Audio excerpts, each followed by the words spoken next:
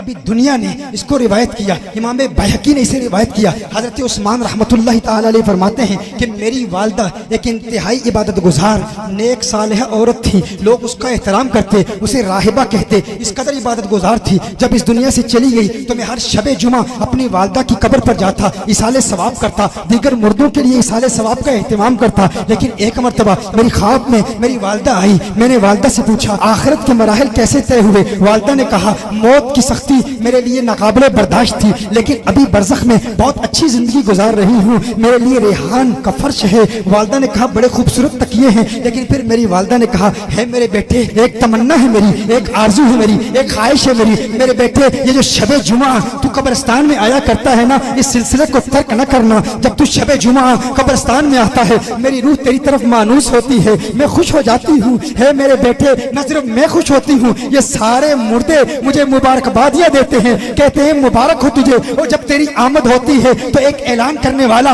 ऐलान करता है राहिबा, है नेकोकार पारसा औरत, तुझे मिलने के लिए एक जायर आया है, एक देखने वाला आया है। मैं कहता हूँ मेरे भाइयों, मेरे दोस्तों, मेरे बुजुर्गों, अगर तुम्हारी वालदा जिंदा है या इस दुनिया से चली गई है, अगर कब्रिस्तान में है तो अब भी वक्त है, कब्रिस्तान में जाया करो, उस वालदा के लिए इसाले सवाब का एहतमाम किया करो। अगर बाप चला गया है तो उसके लिए इसाले सवाब का एहतमाम किया करो, कम से कम हफ्ते में एक मरतबा तो जाया करो। और जिनके जिंदा हैं उस बाप का एहतराम करो, उस माँ का एहतराम करो। जब तुम अपने घर से बाहर जाते हो और माँ खिड़की खोल के अलविदा करते हुए अपने जिगर के टुकड़े को, अपने लखते जिगर को देखती है और फिर प्यार भरी निगाहों से देखती है, तुम बड़ी रौनक और बड़े तकब्बुर से कहते हो है मेरी माँ बार बार बाहर ना आया कर, बार बार यूं प्यार न जतलाया कर। मेरी माँ, मेरे दोस्त हंसते हैं, मेरा तमस्कुर उड़ाते हैं, तजलील करते हैं, तहकीर करते हैं। अब मैं बच्चा नहीं, अब मैं तो बड़ा हो गया हूँ, माँ मुझे शर्म आती है। अरे नादान तुझे पता नहीं उस माँ के दिल में तेरे लिए कितना प्यार है, तेरे लिए कितनी मोहब्बत है। वो माँ तुझसे कितना प्यार करती है, तू माँ की गुस्ताखी करता है, बदतमीजी करता है माँ दरवाजा न खोला कर। वो माँ जिसकी आंख रात को नहीं लगती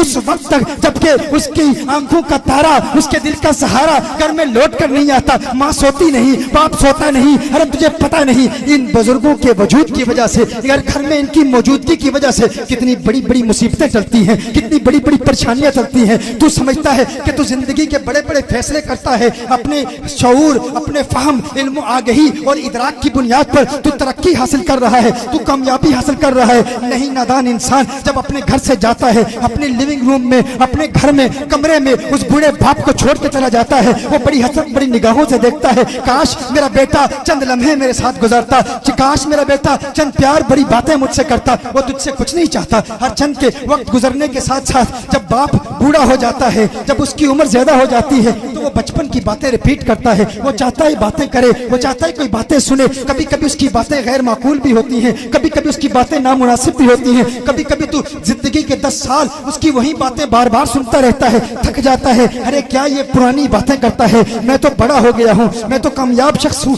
मैं तो बिजनेसमैन हूँ, मैं तो स्पोर्ट्समैन हूँ, मैं तो डॉक्टर हूँ, मैं तो इंजीनियर हूँ। है वालिद मोहतरम किसी और वक्त तुझसे बात करूंगा, लेकिन तुझे पता नहीं। कभी तू कहता है अरे मेरे तो मुकदमे चल रहे हैं, फुलां से जंग है, इस बाप बूढ़े की बातें, ये बूढ़े की बातें सुन के मुझे क्या फायदा होगा। अरे नादान इंसान तुझे पता नहीं बड़े बड़े मुकदमों में तुझे कामयाबी सिर्फ इस वजह से मिलती है कि तेरे घर में वो बूढ़ा शख्स मौजूद है, वो बूढ़ी औरत मौजूद है। मुझे बरतानिया में एक शख्स ने कहा एक वक्त था कि जिंदगी में बड़ी बड़ी मुसीबतें आती थी, तकलीफें आती थी, लेकिन टल जाती थी। लेकिन क्या है अब मुसीबतें आती हैं, टलने का नाम नहीं लेती। एक शख्स ने कहा एक वक्त मेरे घर में पुलिस आई, मुझे बताया गया कि मुझे गिरफ्तार किया जाएगा, लेकिन बाद में कुछ ऐसे हालात बदले और मुझे बताया गया कि अब वो केस खत्म हो गया है। एक मरतबा गैंगस्टर्स ने मुझ पर हमला किया, बड़े ताकतवर थे, लेकिन फिर वो नाकाम हो गए। एक मरतबा मैं बैंकरप्सी का शिकार होने वाला था, बैंकरप्ट होने वाला था, लेकिन अल्लाह ने ऐसी मदद की कि मैं बैंकरप्सी से बच गया। लेकिन अजीब बात है, जिंदगी में एक वक्त ऐसा था